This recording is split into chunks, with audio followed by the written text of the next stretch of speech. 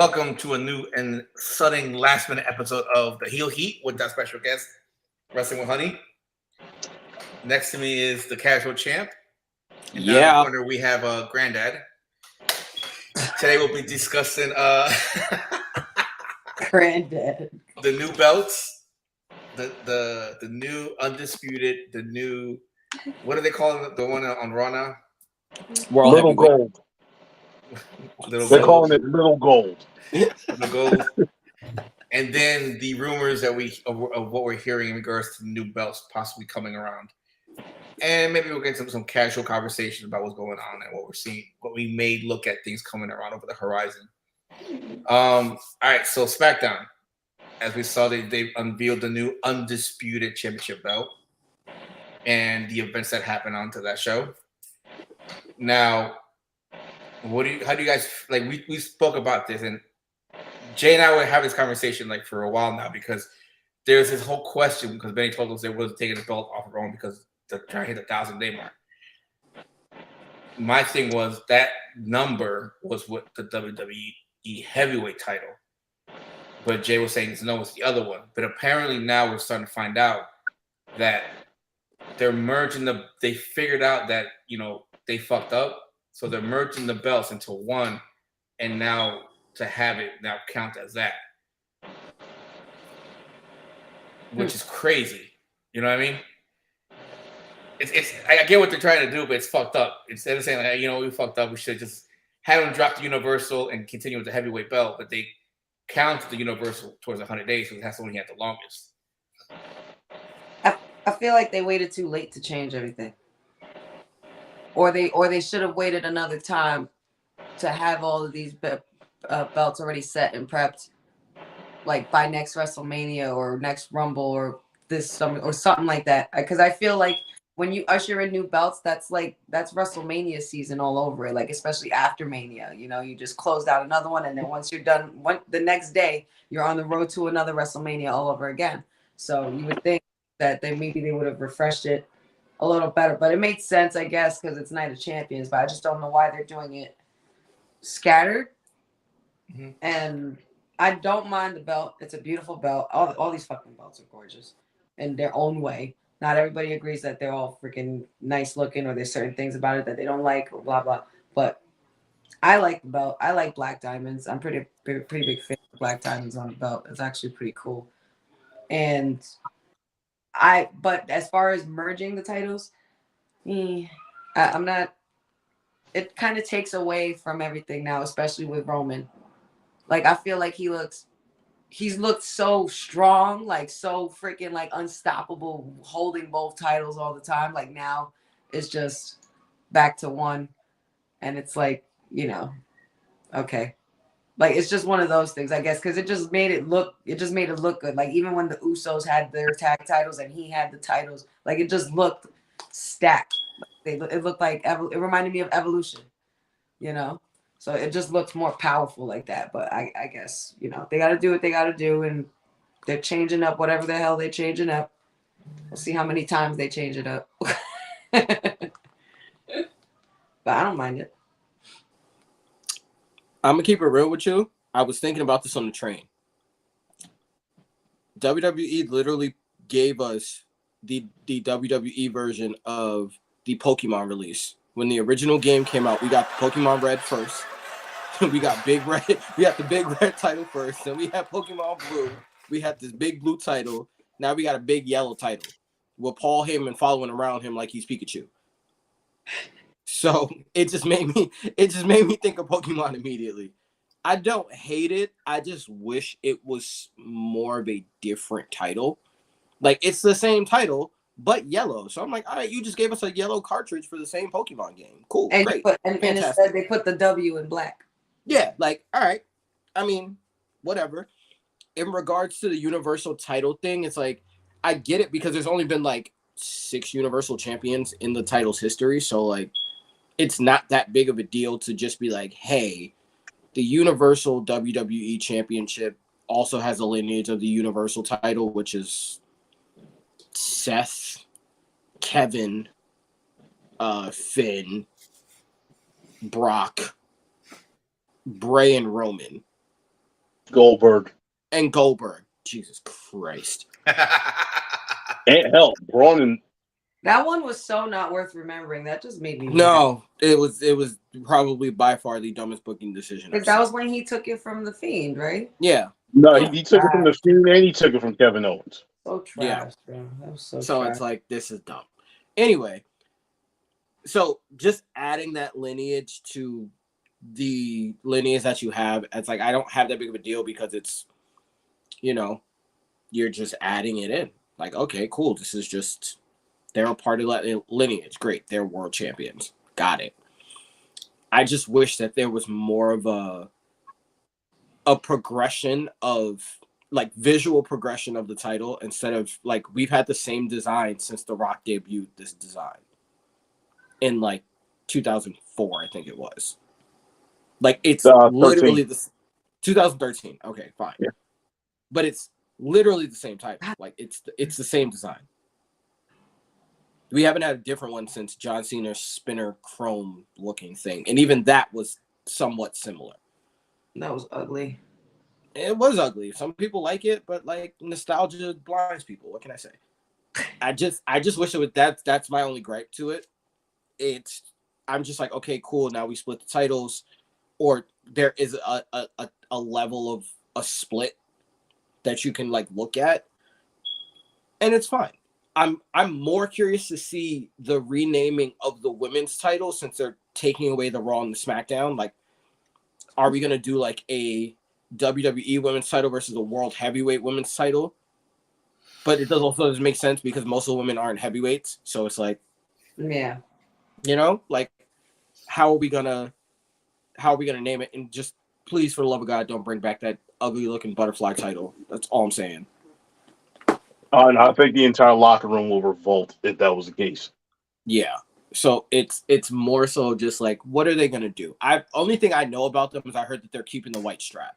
unless they have a women's WWE championship and then a women's Universal belt.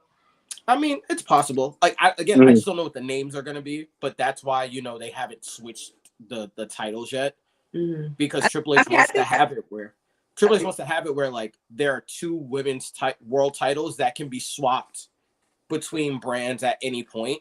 Yeah. So you don't have to worry about the naming process. You can just swap. You can have the person just go over.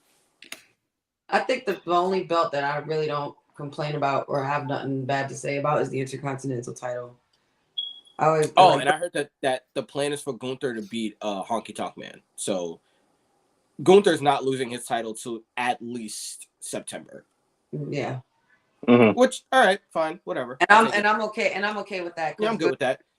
I'm more concerned about like, bro, can we take the title off of Austin Theory already? Like, I don't know I'm trying to figure out where they're trying to go with that because they already did the Cena pop with him. So who's there's nothing else to do with him. If anything, you're having him in a holding pattern because you don't want to take the title off of Roman. Right. So it's like you want him to be a main event player, but you don't want to put him in the main event scene, and I'm confused.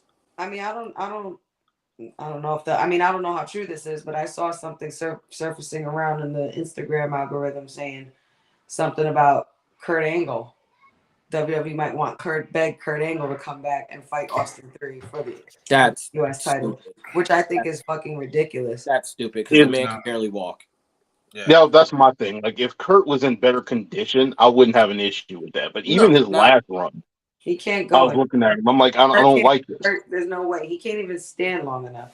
Like, no way. That's what I mean. If he comes back as a manager to someone, like if we're gonna reintroduce, like, that's the thing. I wouldn't hate it if they split Otis and Yeah, you got me. Otis you read my mind. Maxine and have them do their own thing. And you read my mind. Like, I love his shush thing. I love what he's doing now, but you need to reintroduce him and make it more serious. And then you bring up the Creed brothers.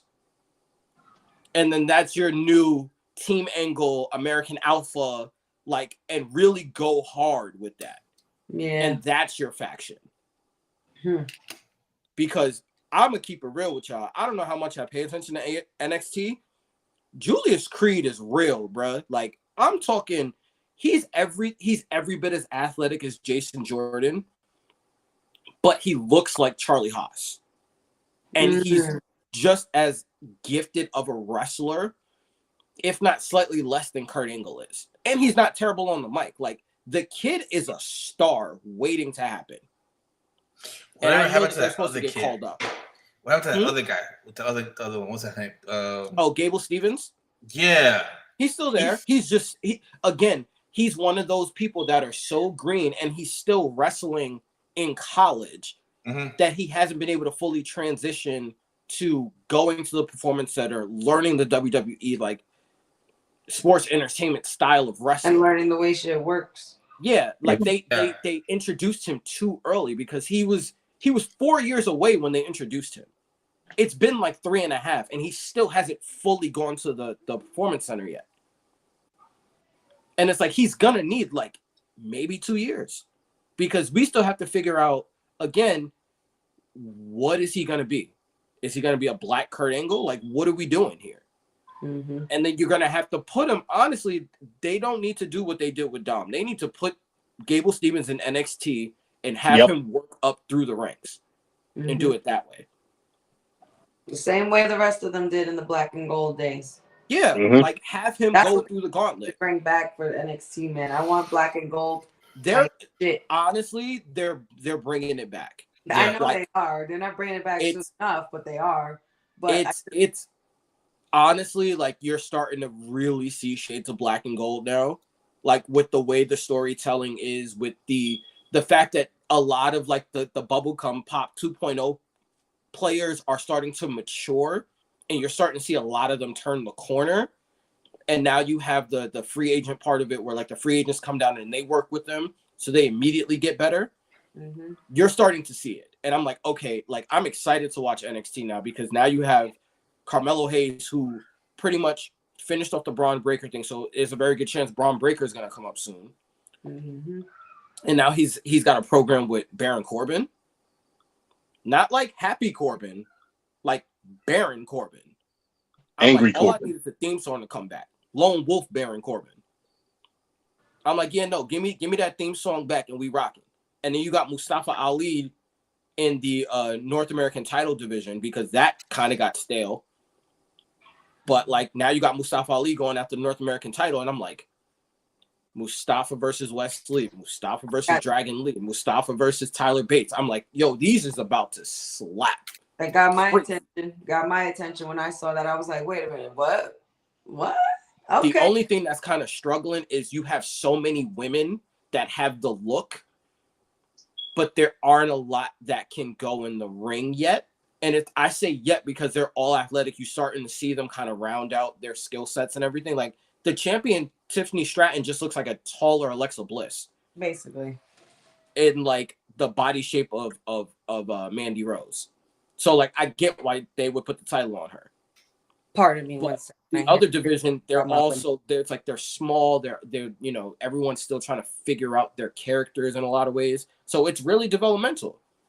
But like the black and gold stuff is really, I'm excited for NXT going forward. And I think that's going to lead into a lot of the new stuff that's going to end up happening in WWE. Because again, they called up Grayson Waller. He's just been doing his talk show. So like, what are y'all waiting for with him? You know, you have Pretty Deadly, who's been consistently killing it. So like, it's only a matter of time at some point. And then I think they're probably in the holding pattern with the tag titles because they're going to introduce new tag titles. Yeah.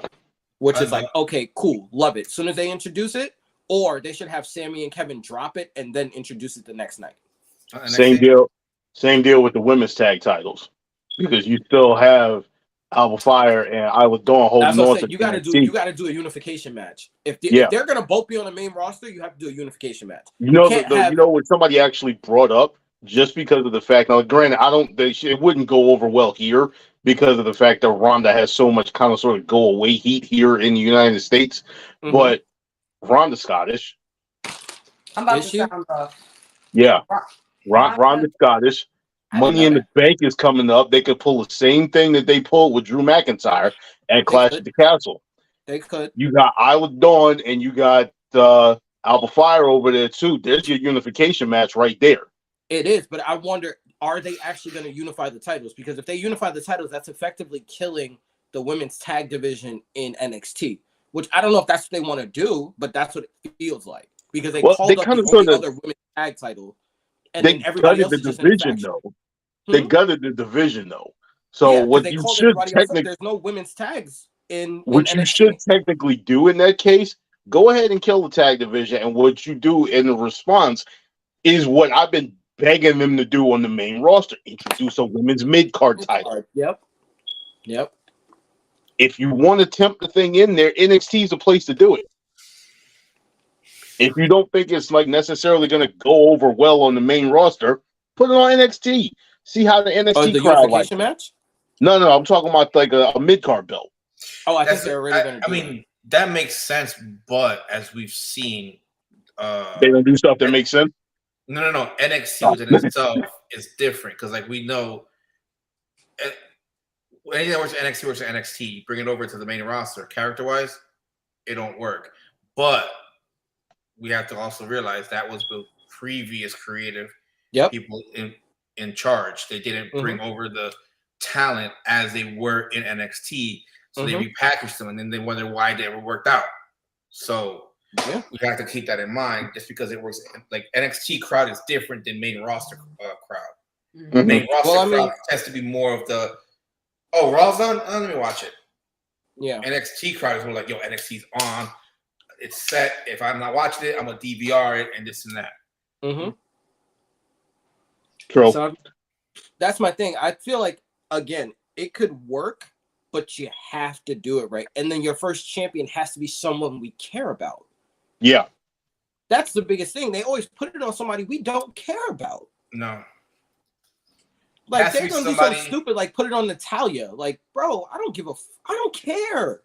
Yeah, they have. If you want to build those mid-tier women titles, it has to be in the way like the mid-tier titles were back in the day originally. Somebody you're building, somebody you're building to be the next either contender or to take the belt off of the one holding the main belt. Yeah, one of the two. And you don't have that in the women's division right now. Yeah, and the women's division is so scattered that it's like there's nobody that you can clearly get behind. There's nobody stepping up to be that it girl or those it girls. No, there isn't. I have not seen a doable tag team. And sorry, not for nothing, I don't consider Bayley and Sasha a tag team. Sorry. But here's the problem too, though, is in order to avoid like calamity and like other issues with like right now, why is Raquel Rodriguez not in the picture for the main belt? She's a tag team. She has a tag team title, so she can't. So that's the problem they have. Any people that were supposed to be in there, they literally put them on the tag team and won the tag team belt like they did with Sasha and Naomi.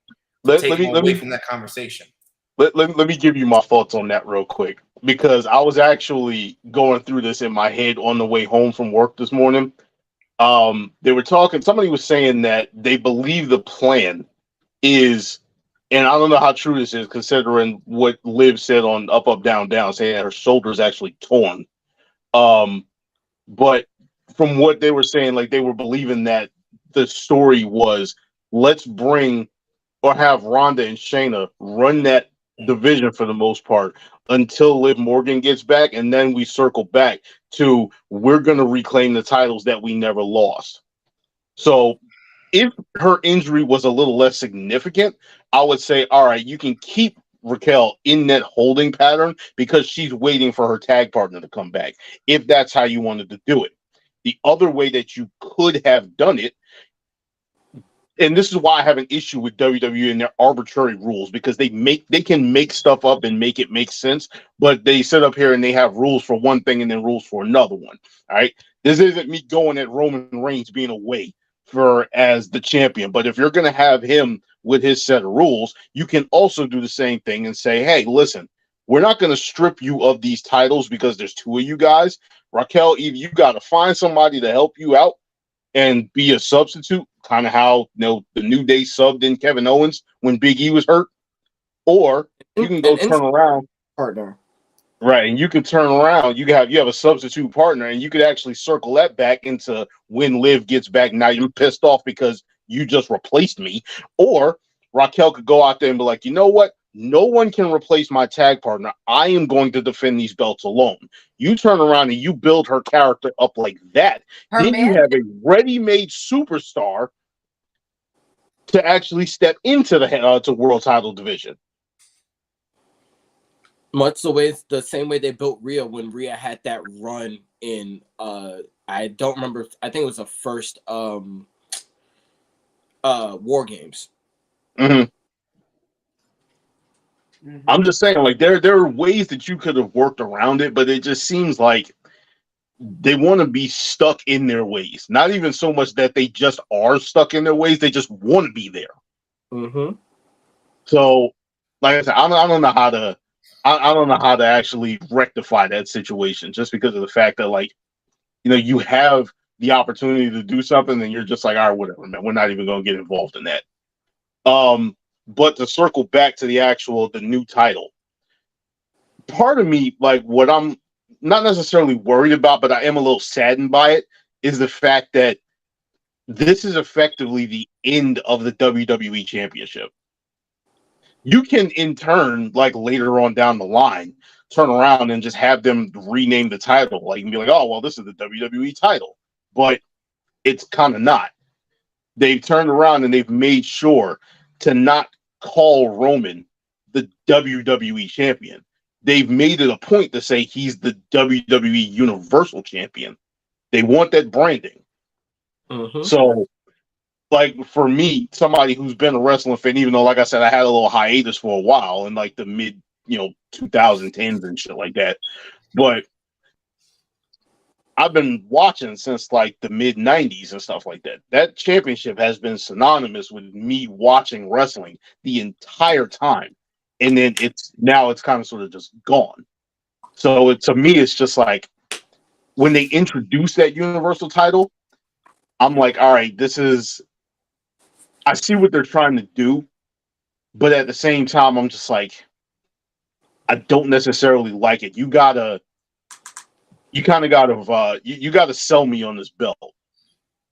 You got to sell me on this belt more so than what you're doing right now, because what they've basically done with them basically making the WWE title now defunct, having it being absorbed into the Universal title, you're erasing it. You're telling me that the only one that actually mattered at that point was the Universal title. Yeah, I see what you mean. So the other thing, what I'm wondering about is how exactly are we going to brand this? Jay, you brought up a point before. It was Jay or Paul. One of y'all brought it up before, saying that maybe this is just going to be Roman's custom belt for the time that he's still a champion. All right. Here's the thing. Read the bottom of the title. It doesn't say Universal Champion. It says Undisputed. Mm-hmm. So are we actually rebranding this title? Is it going to be the Undisputed Championship? Like, what are we doing? That's why I said that, because it's like, you have the Universal, you have this, but it's like, are they just, because they're merging those two, are they having that, and then when he loses, per se, like to The Rock or something, they're like, okay, and then like I said, like I was saying, we were talking about this earlier, I think it was before we started recording on live. Mm-hmm. He's gonna hold on to this belt, and Honey was like, yeah, The Rock is gonna beat him at Mania next year. But then that causes the issue where, like, okay, with his schedule and how he works, how is he going to defend that title? Like I said, the workaround on that is whoever has the money in the bank briefcase cashes it in that night, takes the belt off of him. So you get Roman pinned by The Rock. Then, in order for him not to carry that belt on and hold on to it hostage, you have somebody cash it in. Like, you can have Roman beat the person up, whatever. And then you can have it where you can even do it like it works like a three-way match after that, and then Roman pins that person instead of The Rock to retain the belt. There's so many things you can go, but you can literally go at the person cashing the belt, takes it off of The Rock, and then brands a new belt after that. Mm. I hear you. My only thing is just like, because of the fact that, like, the only custom belt of this current generation is Snoop Dogg's. That's the only one. And that doesn't even count. No. So There's the I'm just like greatest Royal Rumble I'm not belt. really, huh? There's the greatest Royal Rumble belt. I mean, does that even exist anymore? It's still in Strowman's trophy case. I've seen it several times out of his trophy case. There's your green belt. Is there a green Pokemon game? Pokemon Yes, Green. actually, the Japanese version of the first couple of they didn't have blue. They had Pokemon Green and they had Pokemon Red, and then they re-released it in one of the newer ones to say Leaf Green and Fire Red. So yes, it does exist. It does exist. So you know what that means, right? You know who's designing these belts? Triple H's daughters. Gotta be. Yo, Gotta be. Stop. Stop. Let's look at his bracelet. What's the next color on that bracelet? I'm telling you, it's silver and gold. Silver, gold, crystal, and emerald. I swear, if they choices. come out with the women's title and one of them is the women's diamond championship, or some shit. Please, God, no. Oh yeah, you still got Ruby and Sapphire, but they would be skipping generations if they did that. But But what do y'all think as far as last? I didn't give my opinions on the undisputed title. What do y'all think about the new world heavyweight title? That's title? I mean, the big W on it just makes it look stupid to me. Like, that's my only gripe. It's a beautifully immaculate, like, well-crafted title, and then brand logo. And I'm like, oh, for fuck's sake. Mm-hmm. It's like, it's a WCW, or it looks like it's like a custom title that you create in the game, and you spend, like, hours doing it, and you try to save it, and it's like, you can't save without WWE logo. And it's like, fuck, okay. I'm gonna smack it right in the middle of my title. Here you go. Like, that's what it looks like. I don't know. My thing, like, but they sat up here branding. Yeah, like, and I understand, like, for all of the people who are defending this, I understand where they're coming from. It's my biggest gripe with the network logo titles is they, to me, seem lazy and uninspired. They're like, I love the center plate, the center plate thing, the Pentagon style. I love that because of the fact that in that style you also got the United Kingdom Championship. That, to me, is within the last 20 years the most beautiful title. Yeah, the perfect title. It's the most beautiful title WWE has ever, like, in the last 20 years, brought out. And I think they should have used that as a template for at least one of these two titles. You bring that out as the new undisputed title. You bring that out as the new World Heavyweight Championship. You don't destroy the design you have. You still technically have your WWE logo in the middle of it, but it's just not as big and obnoxious. Just make it subtle.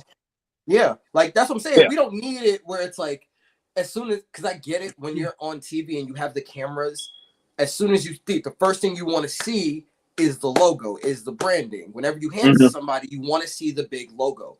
I get it, but there are ways to do it where it's not so damn obnoxious. The reason why I think we all have that line of thinking, people keep bringing up the idea like, oh, well, they're handing out these titles to these other sports champions and things like that, which is great. And again, I completely understand. But at the same time, Aaron Rodgers and the Packers did that 10 years ago. And they did it with Big Gold. All right. Big Gold has the little tiny WWE logo at the top, about this big, but you know that's a wrestling belt. You can look at that title and like, confuse a wrestling belt with AEW. We're not going to confuse a wrestling belt like with if AEW's title or like New Japan's title was on it. It's like, well, that's not a wrestling title. What company is that from? The normal viewer doesn't understand that the brand is AEW or the brand is New Japan or the brand is NWA. Like, they don't know that. They just know that the main wrestling that they know is WWE, and if it's not a WWE title, they don't know what it is. Like, we don't need for you to be like, hey, remember we exist? It's like, no, the casual fan is not watching AEW. Nor are they watching New Japan, nor are they watching Impact or any of your other competitors. They are not watching that.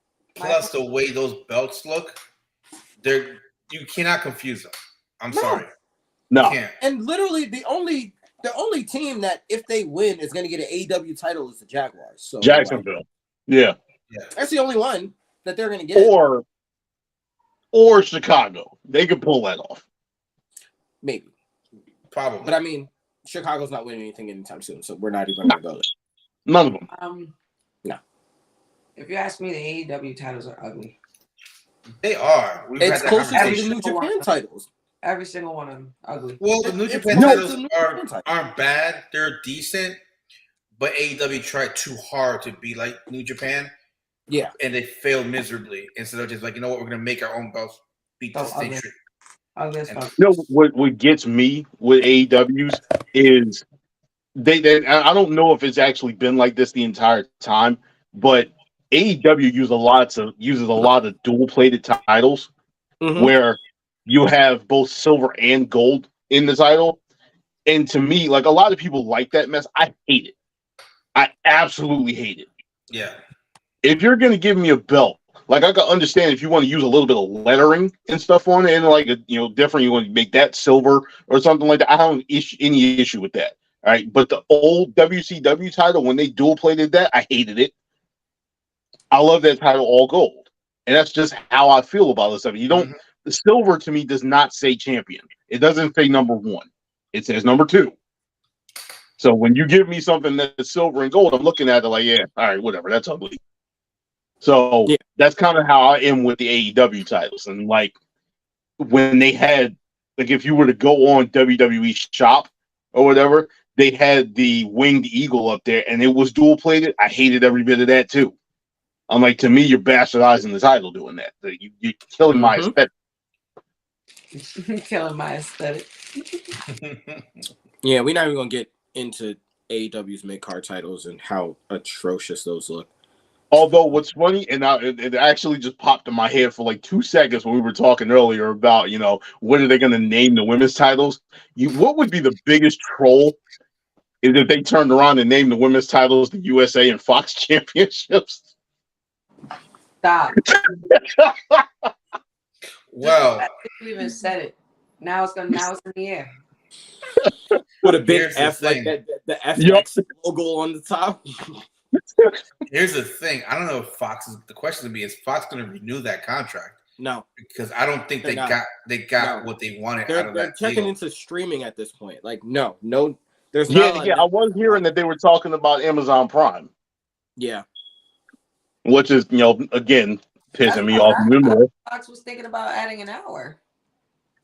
Well, I know they were talking about adding an hour to SmackDown to make money. Yeah, that's what I'm saying for SmackDown. No, I'm saying, but they were trying to do everything they can to make money because they're not making any money on this. Yeah, like Fox has been yearly losing money, even though WWE has record profits. Fox has been losing money on this deal.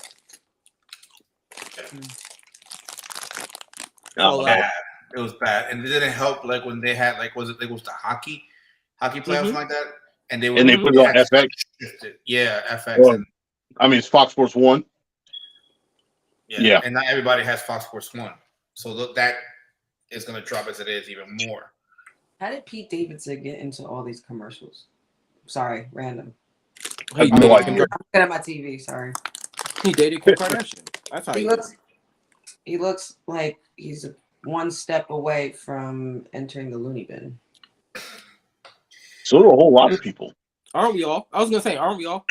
Well, he was in. I am perfectly sane. Speak for yourself. Hey, listen, we definitely are not sane. I am 38 with a 22-year-old daughter and a 20-daughter. Yeah, my sanity left me a long time ago. He was in a movie recently. I just saw it too. What the hell was it?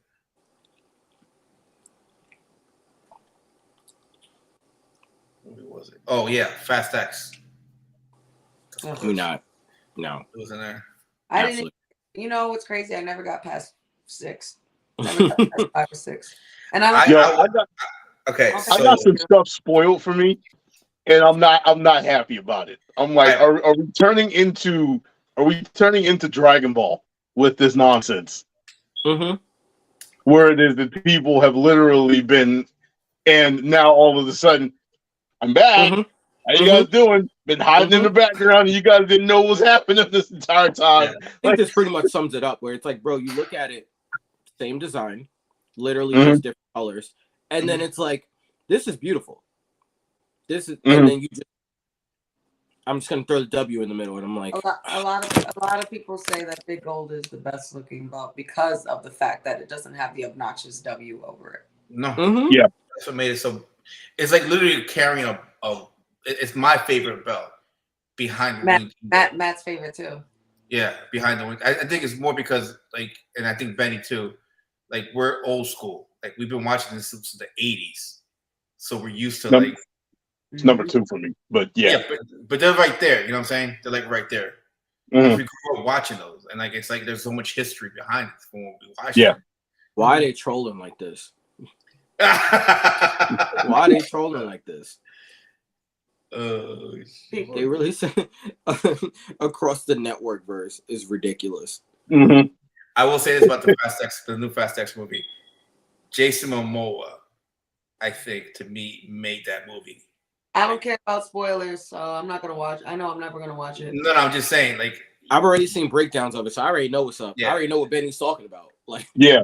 Yeah. But if anything, probably whenever it comes on, maybe Max or whatever streaming service, and you have it, watch it. Momoa, he made that movie for me. I was like, yo, I hope he doesn't die. You know what I'm saying? I hope they and he's the best villain in that entire movie franchise is his Mhm. villain right now. Has been the best. You mean what? All right. So instead of just sitting up here and skipping around everything and beating around the bush, honey, you said you stopped at 6, right? What? You stopped at Fast 6, right? I pretty much stopped at. Hold on. Let me put this in. All right. So just like I said, instead of beating around the bush, somebody that died in Fast 6 is alive again. Somebody who, in absolutely no doubt whatsoever, should be dead is alive again. Oh, I lied. I do know that. That was bullshit because you know what? I went to the movies and I wow, that's crazy. I did see one Fast and Furious after all of those, but I was just like, what the fuck is this bullshit? And yeah, I knew that. She's still alive. I thought that was dumb. Yes. That was dumb. That was bro, there was no way she got yeeted off a freaking car. Bro, she got wrecked and shot in the plane face. wheel. And shot in the No. face. And She didn't get shot in the face. She just jumped. She just let go of his hand and then shot the guy, and that's it. And she just fell. Either way, there's no way you should have survived. I'm not disagreeing with Benny. I'm not disagreeing with you. I'm not. But there's she got shot in the face. I'm no, she did it. She just let go of the hand, shot the bad dude to save Han, and she just fell and this the whole time. I'm just like, bro, come on. Yeah, but no, Jason Momoa's character to me is the best villain because there's one scene. So he literally was so he blackmailed some guys to work for him. He's like, I know your families, I got him captive. If you don't help me, I'm gonna kill him. So they help him against his will. And next thing of some part down the line, you see them, he murdered them, but he take their eyes open and has them there. It's like having a tea party with them, and he's talking to them like nothing. And I'm like, this motherfucker's crazy, yo. He's crazy. He's Heath Ledger. He's like Heath Ledger's Joker. But I forgot. I seen a meme. It was it's Heath Ledger's Joker, but it was also somebody else. I forgot what the mix was. Yeah, it's he's a step ahead of the whole time. It's he knows what they're doing, and he's like, oh yeah, I got that already. Keep going. Yo, they started announcing the FIBA basketball team. We gonna get whooped, bro. I'm just looking at these names. I'm like, but we gonna get spanked, bro. Of course. And honestly, I don't even really care about it. Until the actual Olympics roll around, FIBA doesn't. Nah. So anyway, back to wrestling. Yeah. All right, back. So going on to last night, what about that new outfit for what's her name? The new Lacey Evans. Lacey Evans, yeah. Love it. Oh. Love it. I mean, I literally looked at it and said, what in the Sergeant Slaughter fuck is this? I would wear it to go grocery shopping. I think they're trying too hard. Well, all right. I think it's a little bit. I think you know what it is. I think we would have appreciated it a lot more if, one, she wasn't really a racist bitch, and two, they didn't flop her character or gimmick in the first place. Yeah. But if none of that happened, and she came straight back, and if none of that bullshit happened, where Vince was like, "I am a proud American from the army," and all that bullshit. Like, you should have just had her go straight to what she looked like, because she looked good. She ate it up, and she doesn't fall on the mic. She's actually very fucking good. But it's the racist thing, and that pretty much got it, swept her rug for everybody, I think, and me personally. So I can't I can't go behind the sassy Southern Belle really like that. I mean, they should have just never fucked her up or put her with Ric Flair in the first place, because I felt like that. Yeah. I think what they should. She could have easily transitioned from that sassy Southern Belle, that little sailor girl with her her look. It was perfect. It was perfect for her. She ate it up. The whole woman's right thing and all of that. She could have easily transitioned from that as a face into a heel fucking army bitch. Like the way she looked there. She looked tough, but now it's just forced, because it's like, oh, okay, you look good, but we still don't like you. Yeah, like, I don't like you as a person, so I don't care. Right. Yeah, I think they did it because they had to repackage her, but because I think did she just give birth recently to another child? Was that her? Yeah, no, I think she did have a kid. That was during the Ric Flair thing. Yeah, I did it to that time to repackage her completely, because she was literally off the screen, out of sight, out of mind. So it's like we remember her, but it's like, it worked. Like, oh, I really don't care. Yeah, I mean, but the thing is, like, with that, even with that, like, they never actually stuck to what they were trying to do with her. It was just like, all right, they repackaged her when they were Sasha and Bailey hogging everything up, so you can't really. When they were getting ready to bring her back, it was just like, all right, we're gonna give you guys the backstory, the sob story. I was, I was abused at this point, yada yada yada. I fought myself back, but as soon as she came back, I demand your respect. Like, you give me these face vignettes, and when you bring her back, you have her do a heel promo. Like, make up your mind. Like, what are we doing here? And this was before she decided to out herself as a racist. It's just I don't know. We'll see what happens, because, like I said, I always said that they called her up too soon, but I think it's Vince just fell in love with her look, her blonde hair and everything, and just called her up. She was not ready for the main card. That's crazy. That's one blonde Vince actually fucked up on. Yeah. Well, and Natalia. Well, Natalia's completely different. Natalia was, I think, anyway. Was that? Technically, I think she's a brunette anyway, so not a blonde. No, I think she is a blonde. I don't know. But even then, her thing was more, it's her name, and then when she came over, they didn't have the NXT yet for her. So literally, she went in and she just ran off with it. But TJ has the wrestling school now in Tampa. She started green and she's still green. Yeah, that's the worst. And that's part. the thing. It's like, I know she can wrestle. That's the part that's annoying to me. So I know she can wrestle because she's training other people. Like, she can go. It's just, for some reason, the character doesn't hit, and you don't have. It feels like she's stiff. Yeah, she is. She is. She's stiff. She's very stiff as she moves, and on top of that, if you listen to her talk, she's incredibly stilted in what she's saying. Like, she's trying to make sure that she pronounces everything exactly correct when she speaks. Yeah. Like the episode of the Boondocks.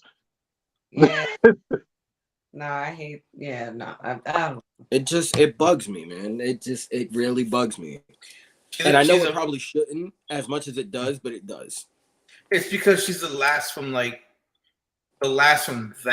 From family that, right now. And it's like, how can be this terrible? Like, Yeah, that's the did thing. you It's like survive the dungeon? how is this not hitting?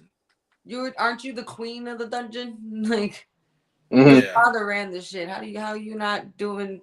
How are you not good? Like, I mean, and people were like, Natalie got squashed in 5 minutes by Rhea Ripley. That's bullshit. Da, da, da. Well, what the fuck you expected her to win?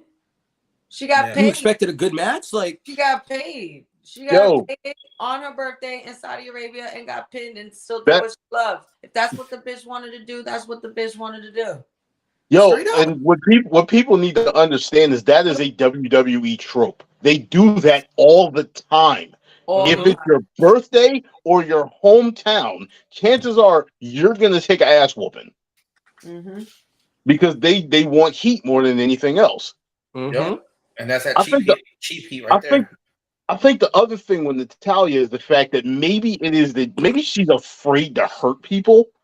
Mhm. Because I distinctly remember, like back in the day, there was a match between her and Paige, and beforehand, the Paige was starting to get into her a little, like a bit of like tilting towards the sexualized character a little bit more, where she would just do real odd stuff in the ring. And her and Natalia had a conversation for this match. She was just like, "All right, listen, we're gonna keep this straight up. We're gonna do yada yada yada, and that's it. All right." No BSing around in the ring. And Paige was like, all right, no problem. But when she got a near fall, she didn't let her up immediately and she licked her face. Pissed Natalia off completely. And the two of them actually started brawling and like going at it. After the match or whatever, they go back in the back or whatever, and Natalia's just like, yo, what the hell was that? She was just like, it got you going, didn't it? You liked the results of the match afterwards, right? Right. So it's like she has another gear she can get into. So I don't know if she's just like sometimes working with people that maybe. I feel like she's like a method wrestler. Like, Yeah. it has to be done her way, a certain way. She calls it like it is. And that's what also makes her look like a fucking robot. That's what makes it look like such a robotic That's what it is. match. She looks like a Makes robot. it like it's she's not calculating. She looks like she's yeah, that's while what she's it is. doing Because it. it's not like she's doing anything wrong. Like No. Right. nothing she does is wrong. I feel like looks she weird and it's boring. Dude, I feel like she overthinks her entrance walk. There is one It's thing so she does gotta- right. It's You're so not forced. Stop it. Stop it. Stop. What did he say? He said There is one thing she does the wrong. sharpshooter. I hate the way she does the sharpshooter. Cesaro does it so much better. He's not even from the dungeon.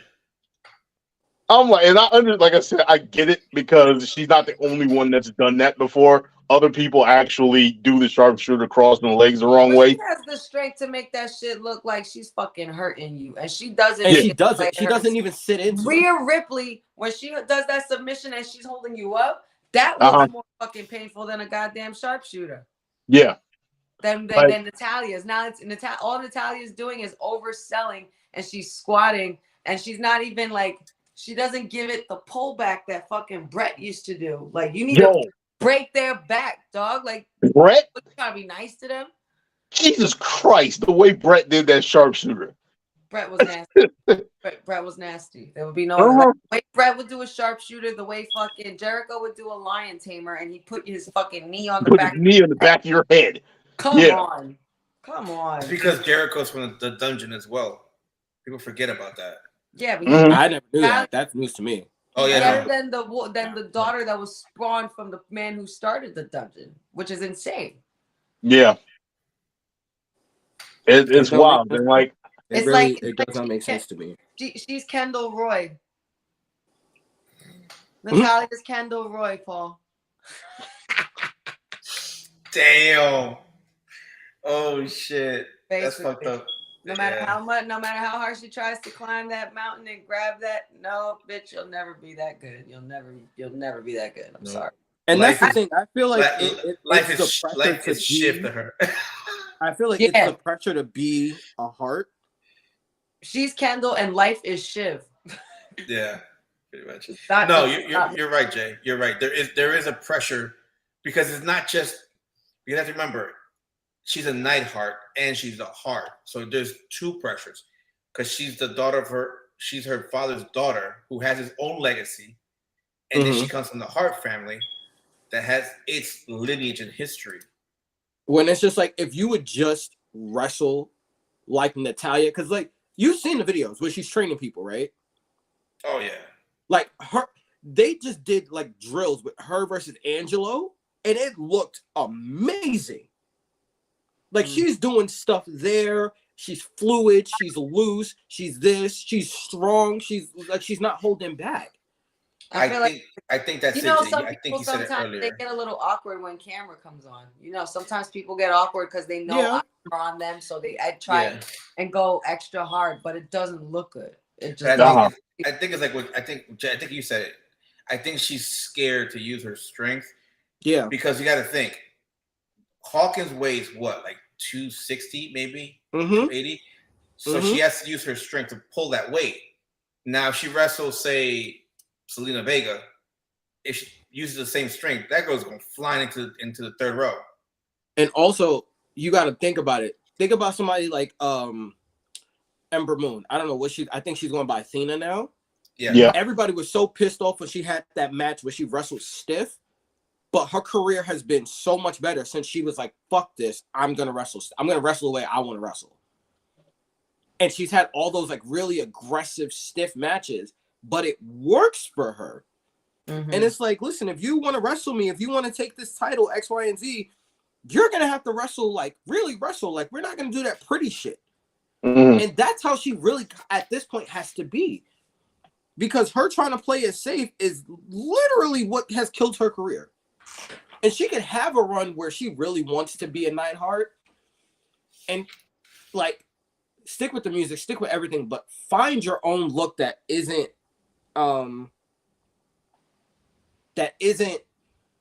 just I'm a heart. Yeah, like it. Like I don't want to see the Bret Hart jacket and blah blah blah. Like I don't want to see any of that. I don't even want to hear the music. Show me Natalia.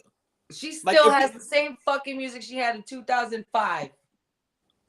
It's the closest thing to Bret Hart's music. That's why, and I think that shit slaps. So yeah, but I mean, it's Bret's is better. It's like you're making everything look bad. So now it's like we have to wait for the next person in that lineage to come up and try and fix it. Bro, she already said she's not having kids, so I don't even know who's. Oh no, it's not her. Not from her. I'm talking about like from her uncles. You know, I don't know any of their kids that are. That's what I'm saying though. It doesn't have to be their kids. It could be like the next generation. But that's what I'm saying. I don't know who is like. Maybe her sister has a kid, and then they end up wrestling. It also depends, like, what their affiliation is with Owen's wife, because she doesn't want to have anything to do with WWE. So technically, they could end up, if one of the kids ends up on, the other side over at AEW, then yeah, it might end up that way. But I don't know, man. I don't know. I think that family just has problems with WWE. I don't think there's. I have to look into it. I don't know if you guys have seen it already. Looked into it. I don't think there's beef with Owen's wife at all. I don't think there's problems, but I know she has problems with WWE. Yeah, I know she has issues with WWE because she's the one that's basically keeping him from going into the Hall of Fame. She doesn't want it. Yeah, and I think it's because she has all the rights, and I think if she gives up the rights, like she loses a lot more than anything. If that's the case, I understand where she's coming from, and I don't think she's doing it in spite of it. It's just like that's the last thing she has of her husband, so she's trying to make sure her and her kids are taken care of with whatever they can. He's in. I think he's in the new AEW game. He is. Yeah, he is. The one that looks like it's for GameCube. Yeah. Yeah. So you know what I mean. So it's like. It's crazy, you know what I'm saying? So it's like I think there's certain things that they may be lowballing her on what they want to do and everything, because they probably have a whole thing they want to do, but they're probably lowballing her on the amount they want to give her, And they screwed her on on everything when she was like suing them for wrongful death. She got screwed sideways like so bad by the company. It's been crazy.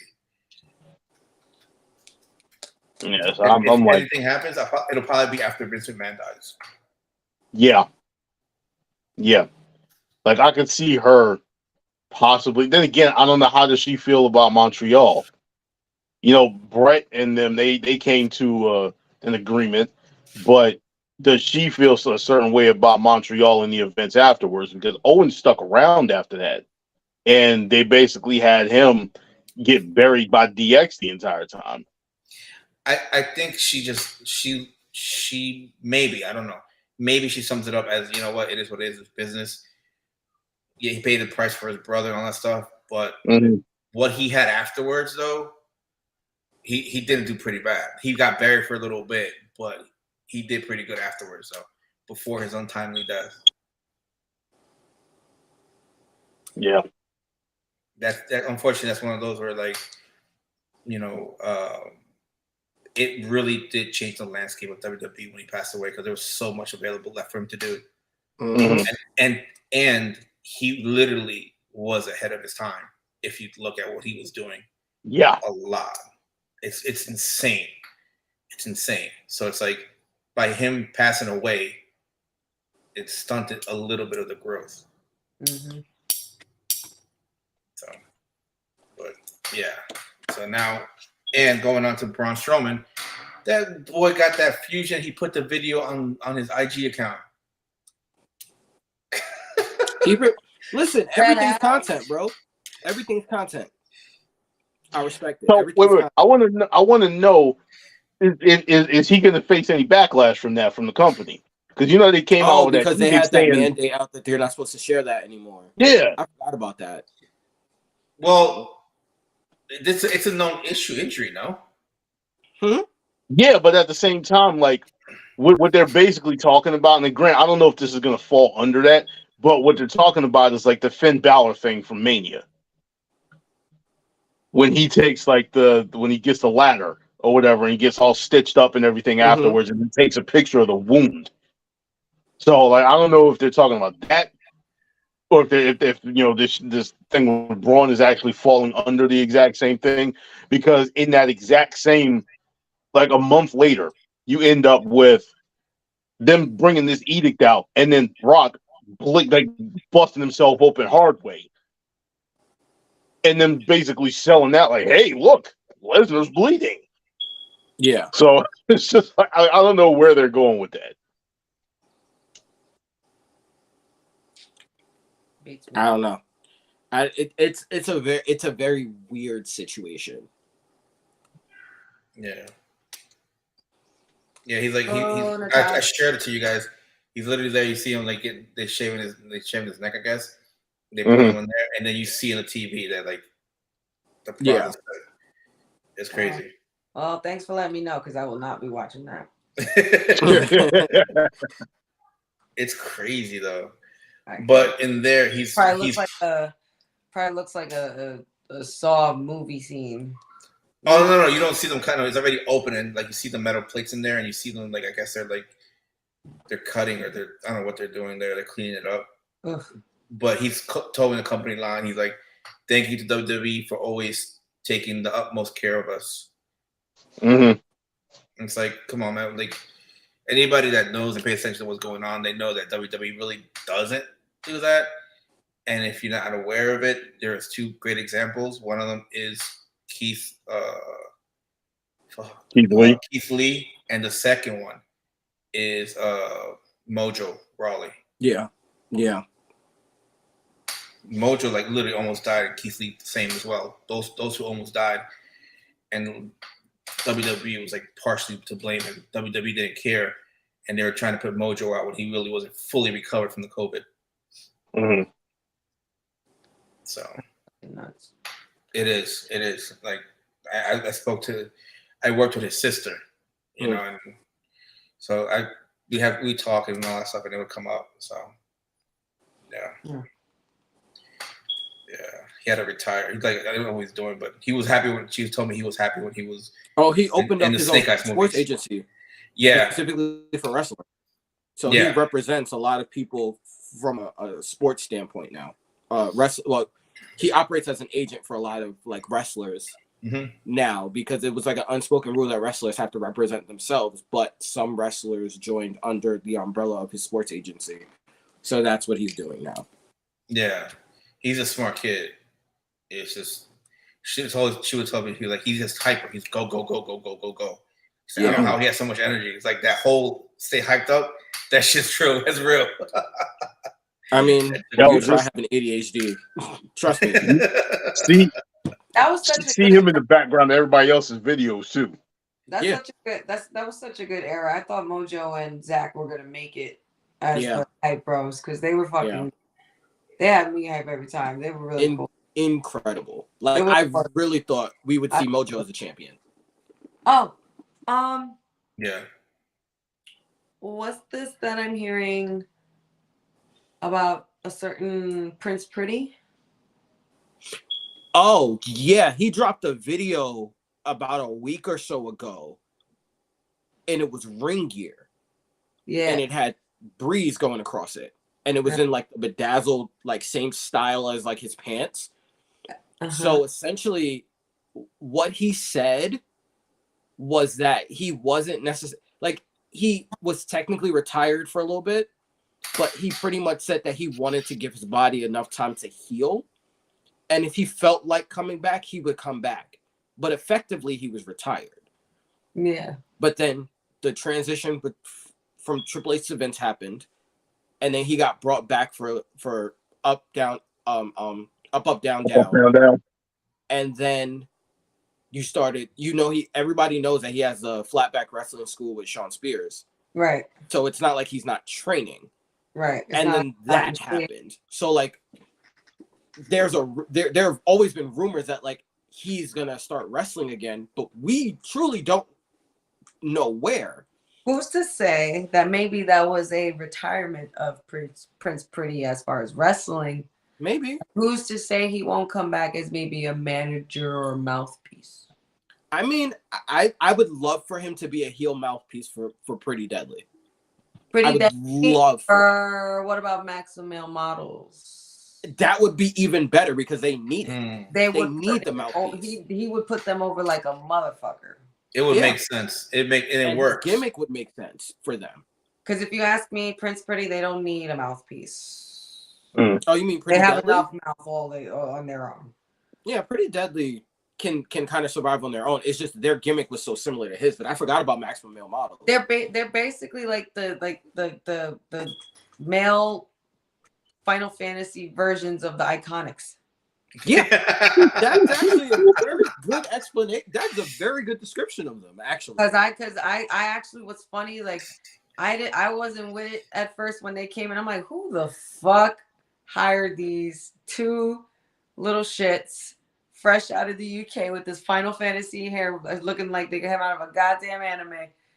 But then when I saw them wrestle, and then I saw them do segments, and I was like, oh, they're funny. They're funny as hell. And they do raunchy shit.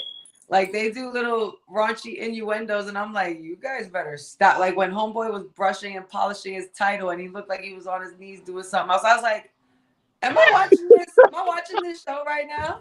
It's a great gimmick. They have amazing chemistry together too. Totally see them working to be a tag favorite. They could go. They're like a tag team Val Venus kind of situation. Yeah, but they're not. But like more, PG. They're more into themselves than the girls, though. Yeah. But yeah, I could totally see Prince Pretty being a little mouthpiece for the Maximale Models. I would love that. Like, yeah, put him in a suit and let him manage them. That actually works really well. Yeah. They gotta get this story over with Otis though. If they're I think they're dragging a little too long. I want to see it come to an end in at SummerSlam. Yeah, it should. If he's gonna come, he's gonna go. Because I think we spoke about it before. I think it's time for Chad. They've confirmed they know Chad can go solo because he has that ability. So, but here's the thing though: if they're gonna do it, please don't mess it up like they did when it was Otis and Trucker. If they're gonna have Otis turn on him, please make a feud out of it and don't let it die out. Yeah, that's right there. They should actually make Gable turn on him. That's what I'm saying. I feel like Gable should be the heel in this situation because Otis is such a good babyface. We've seen Otis already do. We've already seen Otis betray somebody. It's gonna be but repetitive. also, I think the problem is that Chad is so over as a babyface now. So it's like, how do you break them up without having the feud? You could honestly, because it's Alpha Academy, you can have it be a graduation of sorts, where Yeah, the Chad other thing they could have done, releases him into the wild. with the other thing they could have done, and they missed the opportunity on it very easily. Split them up in the draft. Yeah, that too. They could have done that. You could technically have it go where it's just like, all right, just for instance, you know that Money in the Bank, now that they've established this mess, can be used on any championship. Say, me pushing my agenda. Say Chad Gable wins Money in the Bank, and he goes for one of the mid-card titles instead, the one that's on the opposite show from where he is. He's not going to win unless you're talking about him going after Seth. He's not beating Roman. I know, but it's just like using the Money in the Bank on mid-card titles are so just. I hate it. Cheap. It's so I cheap. absolutely hate it. I'm not suggesting that it's a good thing, but they've done it. So I'm just putting it out there where it's just like, you know what? This is a possibility. So if you want to have him break out as a single star without having to deal with, a messy feud between the two of them, or having to potentially be like, all right, we're going to have to break these two up and put them in a situation where they got a feud with each other, then you can be like, all right, you know what? This is what we're going to do. All right, we can have one of them go the opposite direction with the Money in the Bank briefcase and then keep them on said show once they either succeed or fail. Yeah. And since you're not going to do it with Otis again, since Vince was just like, all right, yeah, this will be fun. Now that we've done it, what do we do? We're not going to do this again. Yeah.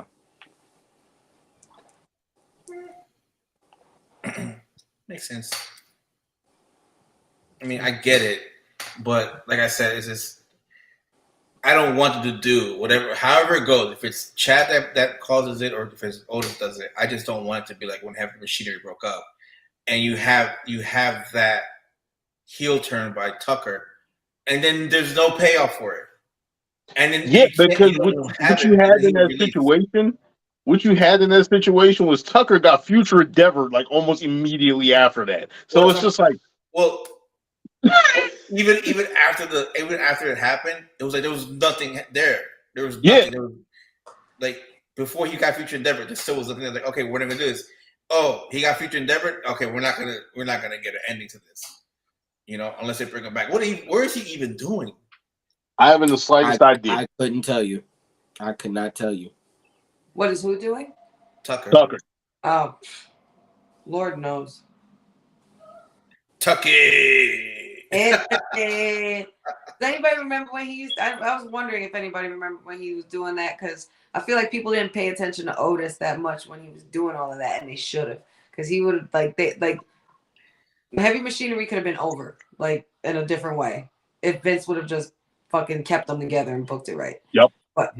But he rushed them to split up too fast. He screwed Tucker, like whatever. But when he used to fucking say sticks and weights and all that bullshit, like he used to fucking tell me every time the fucking workout gym promos, like they could have taken that to a whole nother level. They could have been.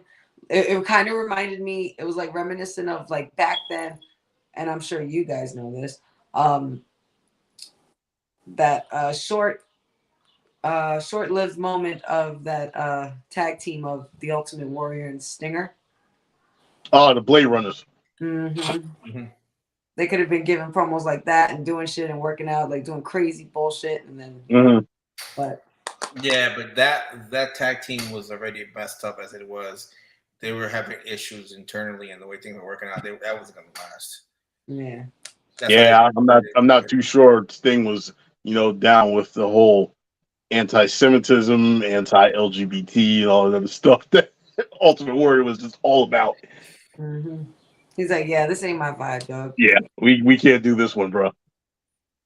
No, Sting Hogan was just like, that doesn't work for me, brother.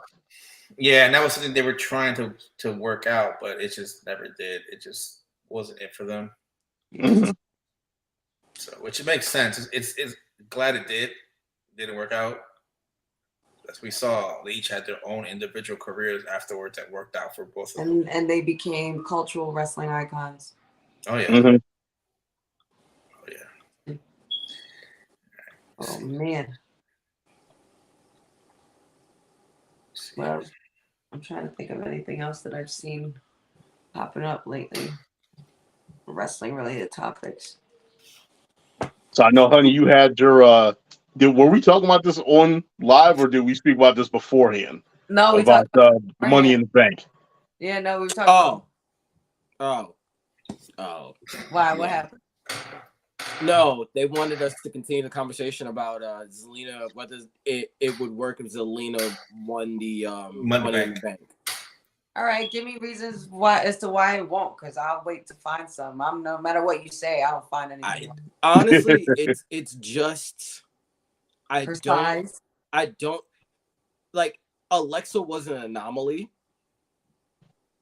but with the way the champions are now, I just don't see her winning it and being a credible champion. I feel like they would end up doing to her what they did to Liv. And it's just, I get the LWO, the merchandise is over, but I don't think that she's over. I think the Puerto Rico thing, again, was because she's Puerto Rican. It's not because she was over. It's not an EO situation where, like, everyone clearly knows EO is over. The only people that didn't realize it was the WWE. That made them realize it. Zelina is one of the very few full-blooded Puerto Rican wrestlers whose family has deep roots in Puerto Rico. She's also a female. She reps Puerto Rico unabashedly. So I get the Isn't her cousin there. Amazing Red or uncle or somebody like that? Is it somebody she's related to, Amazing Red? I'm not sure. Anybody know who Amazing Red is? No. Oh, you got it. You lost me. Sorry. But like that's the thing. It's like, was that an anomaly? And then on top of that, you pretty much tucked her away after that. So you didn't even capitalize on the momentum of the loss. So it's like, now to put the Money in the Bank on her, and it's like, you could do it, but what about LWO right now is credible outside of merchandise? You get what I'm saying? Like, they haven't even built LWO to be a credible threat to anyone. Let alone Zelina being a credible. Like, Zelina got folded by Rhea Ripley. Zelina has lost in record fashion to multiple women on the roster.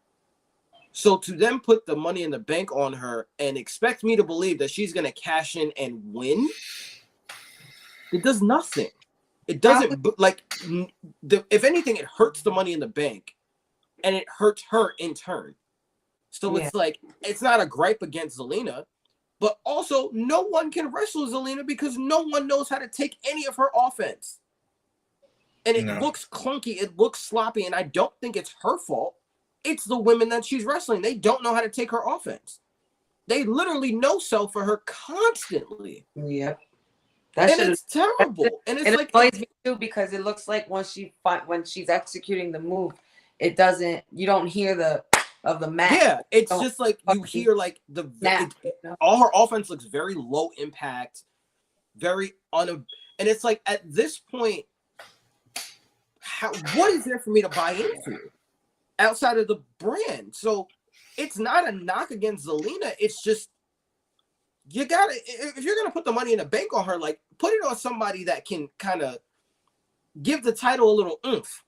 Like, if Alexa comes back and win the Money in the Bank, I'm fine with it. So it has nothing to do with her size. Right. It's they aren't invested in her. The women don't know how to sell for her. So what makes her a credible threat?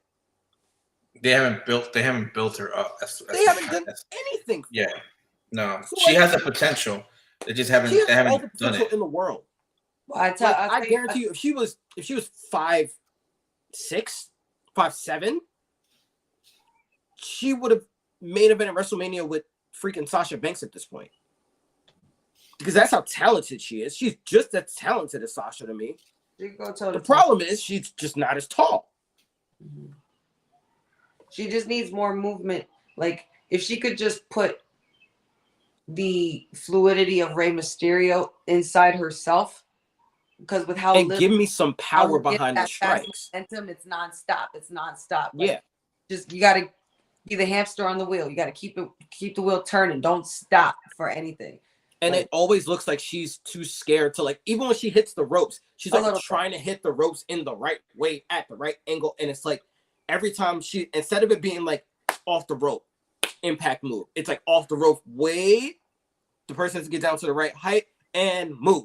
Yeah. And then wait and move. And I'm like, this match is, it's annoying to me because there's no fluidity, there's no chemistry. Right. I think what she personally needs to do, and this kind of sort of may actually make a bit of the issue a little bit worse because of the fact that then you're still having to deal with somebody who may not have done the same thing. I think she needs to go spend some time in Japan. She goes over there, she spends some time in Japan. She learns how to do strong style, or at the very least make her attacks and, you know, make her strikes and stuff look like they hit harder. I mean, and then on top of that, who hits harder than her husband right now? That's what I'm saying. Yeah. I wouldn't necessarily. Now, let me put it to you like this. That thought actually crossed my mind at some point. I was just like, why not allow her to use the black mask? But then I'm just like, wait a minute. Aleister Black or Malachi Black, whatever you want to call him, this dude is a master martial artist. Right? Dude barely hits you and makes you look like you're about to die when you get hit with that move. Yep. With the amount of people that she's dealing with that are not as skilled in taking stuff like that, would you necessarily trust her to use that? On top of the fact, let's say she gets into the ring with, I don't know, Charlotte, who's like 12 feet taller than her. Yeah. Then you end up with a situation like, all right, you know, you're gonna black mass her in what, the kneecap? I mean, again, you can also do it where she does the move where it's like, it's a combo where it's she hits you on her knee, you drop to your knee, and then she hits you. Or like she'll chop block you, turn around, hit you with a black mask. Yeah, but the thing is, what makes the black mask so good when Alice uses it is he can literally kind of like it's like the RKO. He can hit you from anywhere and any angle at any time. Yeah. Thank you. And because of Selena's height, she has to chop people down like a Rhea Ripley, chop her down in order to hit with the black mask. It's not going to come out of nowhere. So it doesn't have that same oomph like it would. Like, oh, shit, the black mask. Like, it's coming out of nowhere, you know? You're like, oh, she's prepping for the black mask. Because, like, even you look at her finisher, like, she has to, like, literally when she just won against, I forgot who she was just facing. I think it was Lacey Evans. Yeah, it was. Yeah. Like, offense, both of the offense, like, it looks sloppy. And then magically she had to set up and move. And then finish her out of nowhere. And it's like. But what's crazy is that you could tell that Zelina has certain good chemistry with certain people and certain people. Yes. Not a lot of people like Lacey right now. So probably they didn't fuck with her, but she had to do business with her. So for the sake of it, whatever, fine. Mm-hmm. But maybe the chemistry was off because they never really wrestled. We've never seen them match up ever. But when you see Zelina and Rhea Ripley and they're fucking besties, they're black mask besties, you know what I'm saying? And or her and Bianca or her and Asuka, like there was better chemistry when she had matches with them. And those are big caliber women. These are big caliber women. So she has the potential to keep up. She just needs it just needs more work. It just needs just a little bit more work. I think wrong with that for her. There's nothing wrong with that for her because she's only gonna get better. But trust me, like you won't find a bigger you're a bigger Selena fan than I am, but I've been pushing for her since like I think before Evolution. Ever since I saw her appear with Andrade on NXT, I'm like, who the fuck? Who's this bitch? Because they'll tell you. She reminds me the same way. Like she's that New York Spanish gal, and I'm just like, yeah. Oh, now we got one of us in the building. That's what's Oh, up. And That's I'm not what's up. saying all this to say that I'm against her in any way. No, like, I know. Shorty's from around the block. Like, she's from Queens. Like, of course I want her to do well. That's the homie. It's just there's the reality of it. Like, there's the what I want versus what's the reality of the situation here. I think at the end of the day, she's just that. Like, when you see her wrestle with somebody she's comfortable with, like a Sasha Banks or a Bailey or like that, they get the best out of her, but in the reality, it's not. It's because she's with somebody that is literally on her level. It's like, I'm whipping him through this, and she's like, all right, cool, and it'll make it look more smoother because they already know how to do it. But when you put it with a Lacey who like literally is like wrestling with 2 left feet, forget it. It's gonna look horrible. It's not Selena's fault. It's just the fact that the person she's with, and it's not on that level. Unfortunately, most of the women's division falls into the latter category, not the former. Yeah. Unfortunately. And then too, like, again, because they don't get a lot of time, a lot of Zelina's offense is lucha libre, and a lot of women don't know how to take that offense. So it's like you have to do that, but marry it with a more grounded style. Yeah. Like the stuff she was doing with Andrade was great. But if you look at Andrade's style, like his style of wrestling fits better. Very close to the chest, very close to you, keeps you close, doesn't like jumping around. Like Right. he'll keep you close, but also jump around. Like he'll drag you with him to the rope if he does a top fucking lucha shit, whatever. It is. And she needs, I forgot what his finisher was. I think it was the I forgot what the hell the finisher the DDT. was. Oh, that DDT. She needs to get that finisher because her finisher is cool and athletic if it's done right, but you clearly can't do it with everybody. Yeah. That DDT works so much better. If she learns or is able to set that up faster, then I can see her using the code red. The other thing is the fact that you have people, and I get on this with people using the spear as a finisher. You have people who use that as a normal move. Yeah.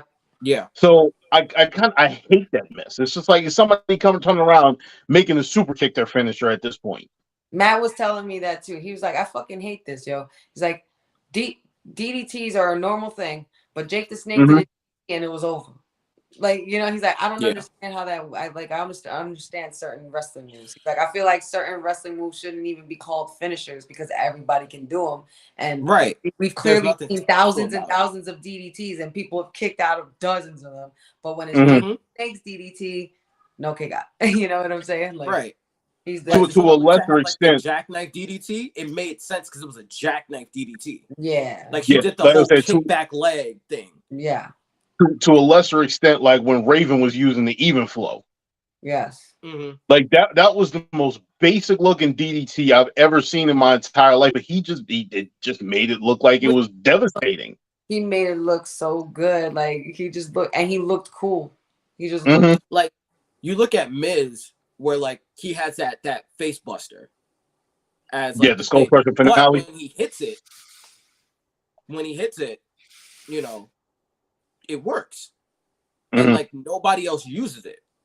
It's the same thing with like that's the one thing I can give Baron Corbin that you can't take away from him at all. He created his own finisher. It still uses it, and it's more or less protected. To this day, one of my favorite finishers to watch a wrestler do. Like I love Baron Corbin, especially when he was Lone Wolf Baron and in NXT, he would fucking slay them. Like when he was ready to drop you, he dropped you. So I can't wait to see Corbin go back to his roots with that because I feel that it woke me up. It woke me up. It was like I had a shot of espresso at the end. I was like, oh, I didn't see like, that. Even and he never won. You look at a guy you look at a guy like Grayson Waller, right? You have him doing the stunner. You have Austin stunner. You have KO stunner, right?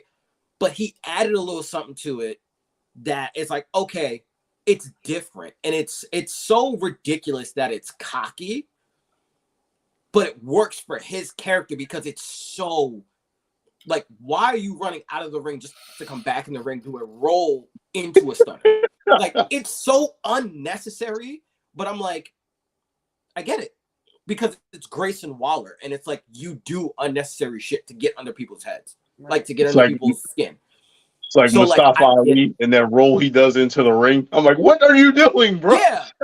Like, what if, or like Xavier Woods when he does the honor roll, where it's literally just like a front roll kip up clothesline, or he does the discus clothesline. Like, but again, they do it in a way where it looks original, versus like everybody doing a fucking frog splash. Sick of the shit. That's why I don't like. I love Montez's frog splash and the fact that they have From the Heavens, but if his only other remote thing close to a finisher is a rock bottom, I'm like, I'm gonna lose my shit. Yeah, Like, that's something holding him back from getting split up and having I've this been seeing individual. a lot of rock bottoms being used lately. yeah. Well, And the it's question like is, his only other move is a are super they kick. Like, are they selling it as the rock bottom or are they doing it as the Uranagi? Well, when No, Montez Ford Cole- somebody just did it on Friday, and I heard That was Cole Tez, Cole because rock that was Tez. That was an actual rock bottom because he went to the ground with him. The thing that Roman does isn't a rock bottom. They just do that because they're like, oh my god, he's related to the Rock. No. Yeah, it's the same thing. That's with Big the E when he Uranagi. did it. Yeah, when Big E did the corner Uranagi, Mhm. and so did Bray Wyatt. Like, I get it. It's just like that's prime example. It's like, you know, when you see the rock bottom, you know the rock bottom. When you see the bookend, you know the bookend. When you see the corner Uranagi, you know the difference. You get what I'm saying? Versus like something else where like Austin Theory's finisher isn't devastating, but it's different enough where you can see the homage to John Cena, but it's not the attitude adjustment. Right.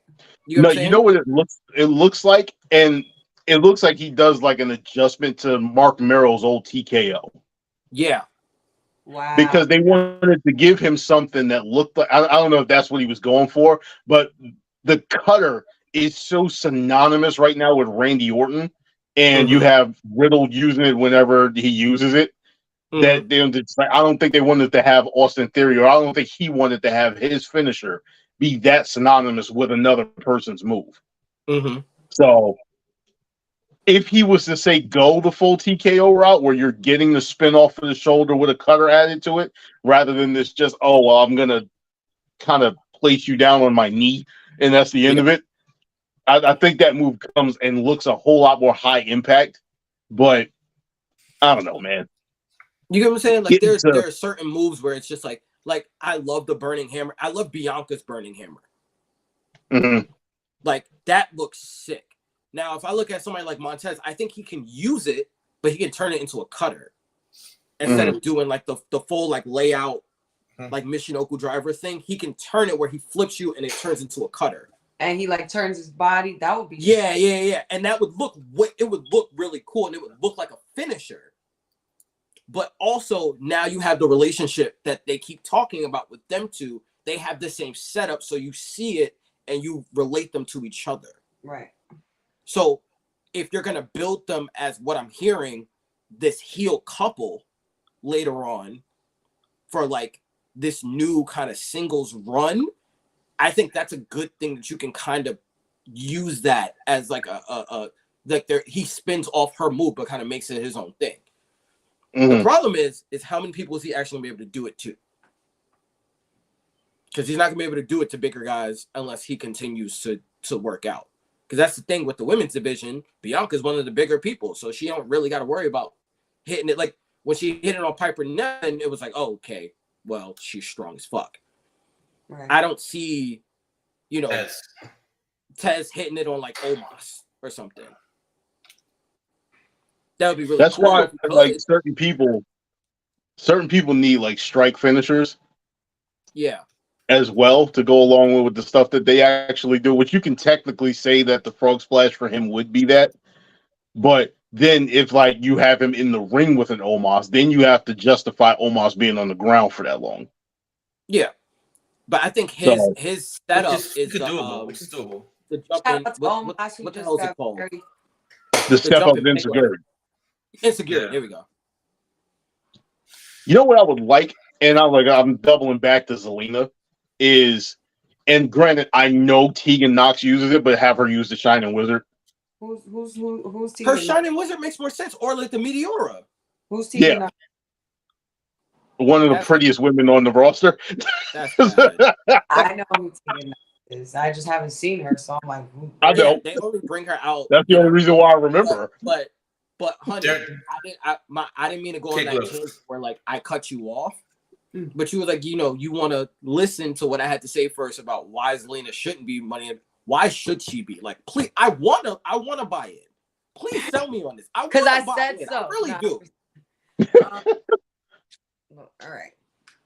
All right. So what are our thoughts on Randy Orton's career probably being over? It's How you not. just cut her off like that? It's Oh, not I'm sorry. over. It's not over. Don't say that. It's I not thought I didn't know she was on the talk. I'm sorry. No, no, you no. You trying to gather your thoughts. I honestly don't have a selling point for you for what I think, other than what you already know about how I feel about her. But it's just, I want her. I want more for her. Like, I want it for her because I feel like she's had a lot of little moments here and there, especially the last 3-4 years, where, with her being let go and all of that stuff, or when she almost had the Money in Bank, didn't quite have it, then all of a sudden she's gone again, rechanged up her look again, repackaged all this stuff. I just feel like I want this to be I want this package, the way they have her now, to be the one that gets there to the mountaintop. And I know it's gonna take a lot longer than just 2 fucking main pay-per-views fighting women's champions. I know that for a fact. But unrealistically, in a perfect world, Zelina would win it all the way. But realistically and strategically, as a wrestling fan, what I think will happen is Zelina will almost make it and not get the Money in the Bank because of what's going to happen on the other side of the qualifying matches. Because we have something's going to happen. What are the new? Something's going to happen to a point where it's going to end up being Bayley versus Io. We all know this, and we all know Damage Control is coming to an end. It's time to end it. It's over and done. I'm so done with Damage Control. Io's gonna fuck Bayley up, and Io could win as well. I could totally see Io being Miss Money in the Bank, and I could totally see her catching on Asuka, and that'll be sick. Sick. So that's my realistic prediction. My unrealistic is Zelina just deserves to win because I said so. And that's my story, and I'm sticking to it. Ain't nothing wrong with that. It's not over. We can't. I respect it. We can't do this. I've been when I heard what kind of injury it was, I was like, he's done. Like, I've already put that to bed. Like, everyone else's optimism of it, like, I appreciate the optimism, but in my head, it's already done. There's been too many rumors. I feel like they're throwing out a lot of stories just to fucking throw us off, but they're making it like he wasn't coming back ever, or that doctors are saying he can't wrestle again, or because the doctors are saying he shouldn't. All he's got to do is call a media company and say, "Hey, just put this article out because I don't want people to know he's going to come back." Because what if he is in good shape? You can't always believe everything, but 40 years old and taking all those RKOs, you mean to tell me your back and your neck ain't gonna be fucked up, your spine ain't gonna be fucked up from doing that shit all the time? Yeah, it is. It's gonna catch up with you eventually. Mm-hmm. Yeah, like but you look at. I just don't want you look on that list of fucking wrestlers that weren't able to have their rightful retirement match. Like, I hate to see that for some. I hate to see that for people. I hated it when it happened with Edge. Hated it with Daniel Bryan. The fact that they even are wrestling in 2023 is fucking bananas, when we were bawling our eyes out thinking we'd never see them in a ring again. Like, I don't want that for Randy, but like Triple H, technically I saw Triple H's last match at WrestleMania. Like, I felt like that was his real retirement match versus Batista. But could he have had a better one? Absolutely. But you take shit like that for what it is, and you have to be grateful for what these fucking guys give you 365. But Randy can pull through at least some kind of thing to do a retirement match. But if it's not possible, I'd rather him be home and healthy and stay home. Yep. Be alive. That's where I'm at. Like, he's had a great run. He's had an amazing legendary run. His championships are up there with the best of them. Yeah, 13 times champion, I think. 13, 14. He's tied with Triple Something H. like that. Some No, shit. it's 16. It's 16. If Oh, not, it's like 15 because he's like him and Cena are right around the same Oh, number. it is 16. Oh, I didn't know that. Shit. So here's my question: if Randy Orton is able to come back, all right, it's actually kind of a two-part question. One, would you like to see him in like a Hall of Pain type run where he's trying to get one last championship to get to that 17? And two, in his retirement match, who do you put him up against? Do you have him put him up a newcomer? Do you have him put Riddle over? Or do you bring back somebody from his past, a la Edge or a John Cena, to finish that career? We're talking about Randy, right? Yeah. All right. So it's like a two-parter here. You do It's it a two cluster. ways. You do it where you have somebody, he's putting somebody over. You have to. And I know he would too. He wouldn't want it any other way. Like Randy has changed. Like in recent years, he's changed the way he thinks, the way he works. So you do it putting somebody over, but you do it in like a way where it's a no DQ match. And the reason being is you bring back all the legends from the Legend Killer era, and they take shots at him to get him back. And that's when he loses. And that's how it goes. And that's like his last match, whatever. If you want to have a last match, that's it. But that's one of the prequels to the end of his run. Where the legends he put down during the Legend Killer time, they take the shots back at him. Oh, can Mick Foley do anything right now? No. I don't know, but he doesn't have to do barely much. So. stand in the Hidden Treasures fucking episode. Okay, I didn't even. Oh, I didn't see any of that.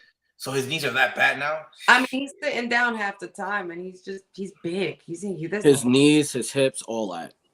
Can you imagine his body? I was just not like a full on match or something like that, but if you want to put him down, give him one double arm DDT if he was able to pull it off. Right. I don't think it's more likely he'll do a Mr. Sacco than a double arm DDT. Mm-hmm. That's all he could afford to do is Sacco. That's it. He could just afford to stick a sock in your mouth. I don't think he can. Yeah. he put the fight a lot, but he'll dress up as Santa, travel around the world, and deliver everybody presents before he comes back in the ring. Yeah. And that's the thing though, is that moves like the RKO, they take a toll on that back like crazy. Kind of like the Hulk. And think about it, your neck too. Yeah, kind of like the Hulk with the leg drop and Stone Cold. Listening, Matt Hardy, he has his whole back fused together right now. Mm-hmm. Yeah. Oh yeah, that's right. Yeah, Matt Hardy too. You know, it's just moves that like they're great, but wrestlers are not thinking about their future. And you figure like after you have your first back surgery or whatever, you like try and change it. Mm-hmm. But for Randy Stone Cold, it's hard. And the Hulk, when that literally is the move you're known for. So if I'm picking Randy to go out of title one more time to get a 17th championship, it would be a championship or 17th world heavyweight or world 17th world. Oh, okay. I thought so. Has he ever won the U.S. title before? I don't believe so. His. I don't remember off the top. I don't believe so. I know he's a former IC champ. Back then? I'm looking at it right now. Give me a second.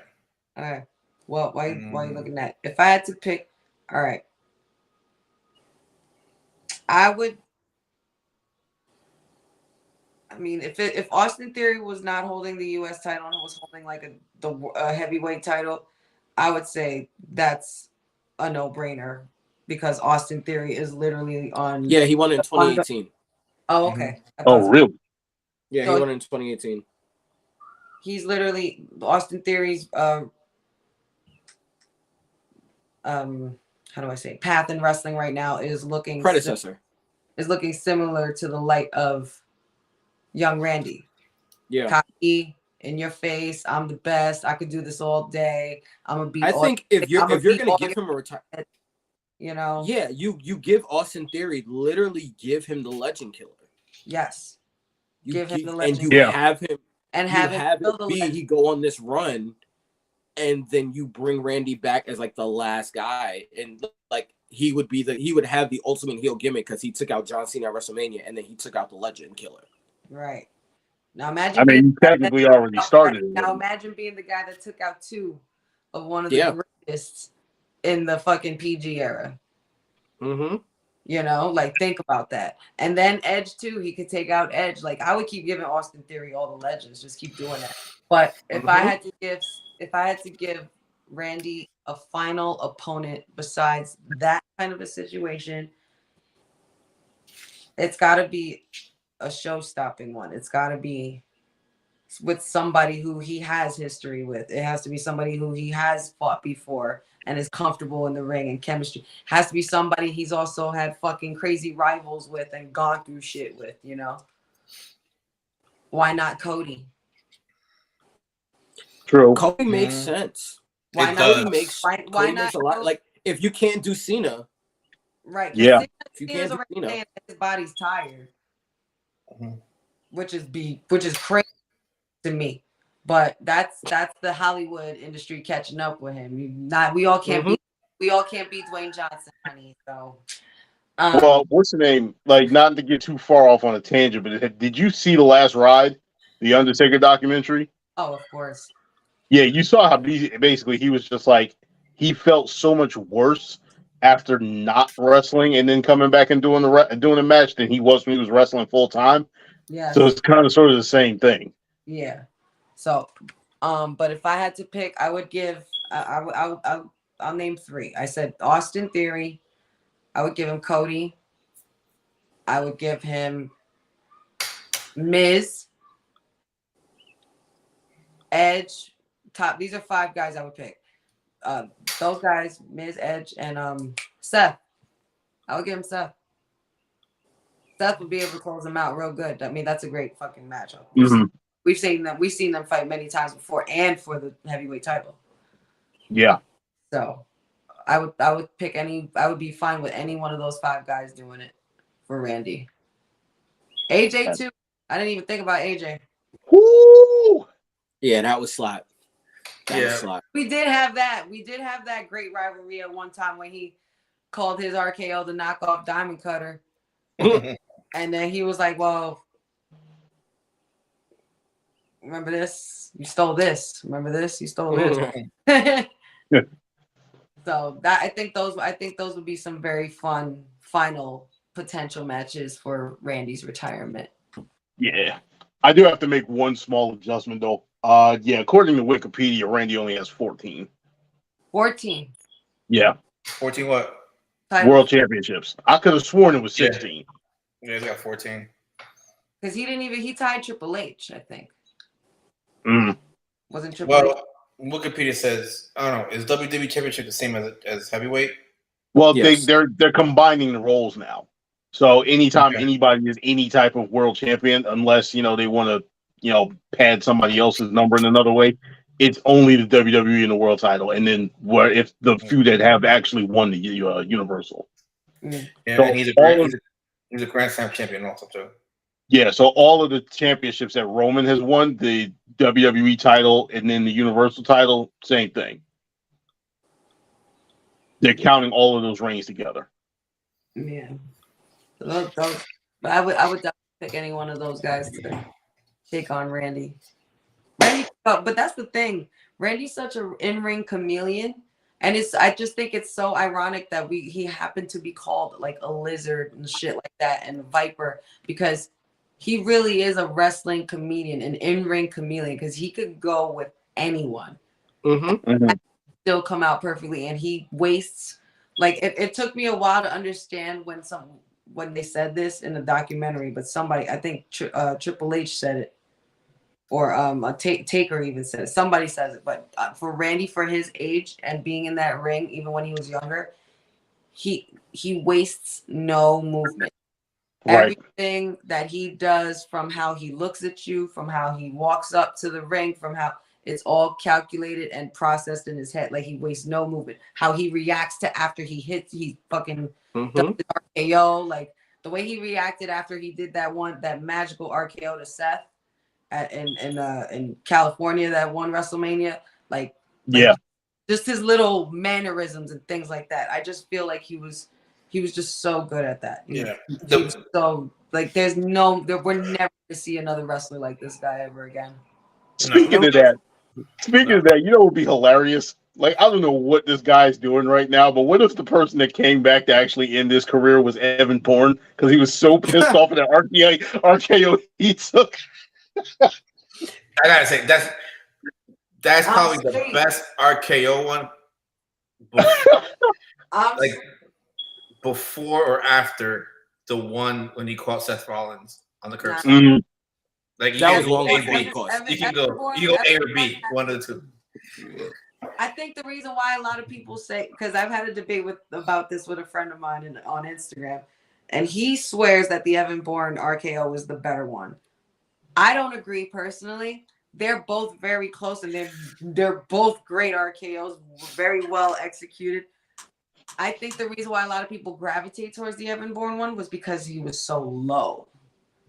Yeah. And to be able to turn your body that fucking low to catch somebody that was flipping in the air and get them by their neck, like on your shoulder, in the fucking pocket that they need to be in.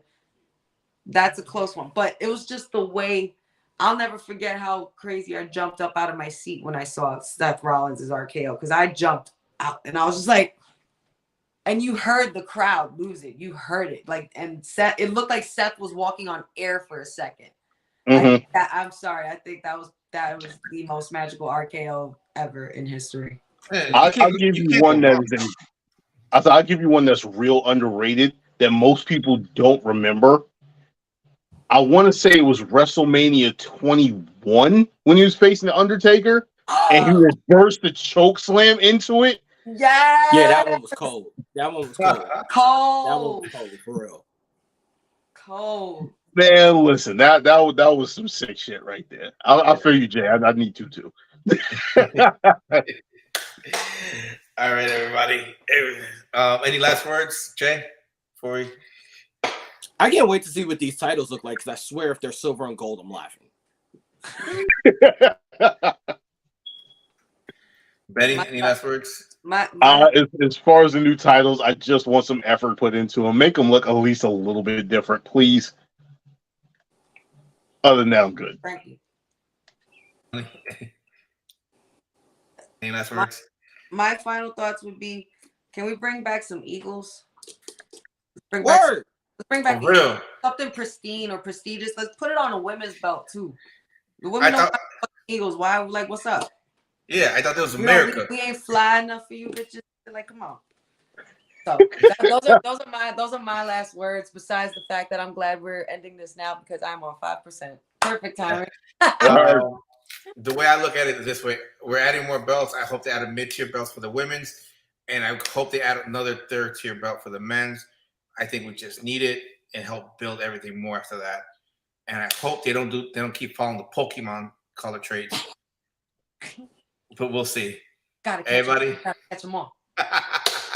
The belt collector. Oh. Thank you, everybody, for joining us. Till next time, we out. Golden Bows.